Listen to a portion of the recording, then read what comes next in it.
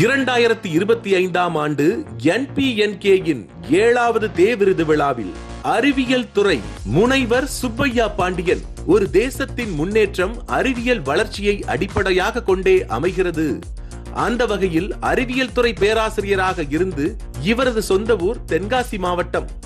சென்னை மாநில கல்லூரியில் பேராசிரியராக பணியாற்றிக் கொண்டிருந்த காலத்திலேயே தன்னுடைய கல்லூரி வேலை தாண்டி பள்ளிகளுக்கும் கல்லூரிகளுக்கும் பல்வேறு தொலைக்காட்சிகளுக்கும் சென்று அறிவியலை எளிமையாய் அறிவியல் எளிது என்கிற நிகழ்ச்சி மூலமாக பல்லாயிரக்கணக்கான மாணவர்களுக்கு கற்றுக் கொடுத்து வந்தவர். ஓய்வு பெற்ற பிறகு உயர்கல்வித்துறை இணை இயக்குநராக இருந்த திரு சுப்பையா பாண்டியன் அவர்கள் தமிழ்நாடு பள்ளிக்கல்வித்துறையின் பாட திட்டத்தை வடிவமைப்பதில் முக்கிய பங்காற்றி வருகிறார். தென்காசி மாவட்டம் கடையநல்லூர் சொக்கம்பட்டி கிராமத்தை சேர்ந்த இவர் 32 ஆண்டுகள் அறிவியல் துறை பேராசிரியராக பணிபுரிந்திருக்கிறார்.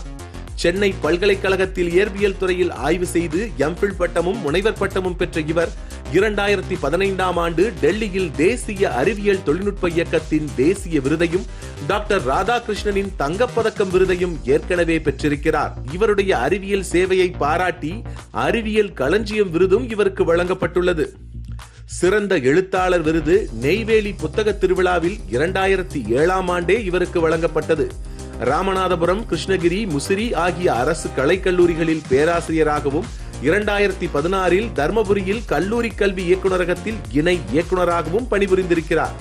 இந்தியாவில் மும்பை, பெங்களூர், கொல்கத்தா மற்றும் அமெரிக்காவில் நடைபெற்ற அறிவியல் கண்காட்சிகளிலும் கலந்து கொண்டு சிறப்பான இவருடைய பங்களிப்பை கொடுத்து ஆய்வு கட்டுரைகளையும் வழங்கியிருக்கிறார். இவருடைய அறிவியல் ஆர்வம் காரணமாக மாணவர்கள் எளிதில் புரிந்து கொள்ளும் வகையில் தி இந்து தமிழ் திசையில் இவர் எழுதிய அறிவியல் தொடர் பல பாகங்களாக புத்தகங்களாக வெளியாகியுள்ளது. அது மட்டுமல்ல, இதுவரை 710 அறிவியல் மாதிரி வீடியோக்களை உருவாக்கி வெளியிட்டு பொதுமக்களுக்கு அறிவியல் விழிப்புணர்வை ஏற்படுத்துவதோடு அடுத்த தலைமுறை மாணவர்கள் அறிவியல் துறையில் சாதிக்க ஒரு அஸ்திவாரமாக இருந்து ஊக்குவித்து வருகிறார். இவருடைய அறிவியல் 1000 என்ற புத்தகத்தில் இவர் எழுதிய ஆய்வு கட்டுரைகள் தமிழக அளவில் மாணவர்களிடையே பரவலாக கவனத்தை ஈர்த்து பெரும் வரவேற்பை பெற்றது என்றால் மிகையாகாது.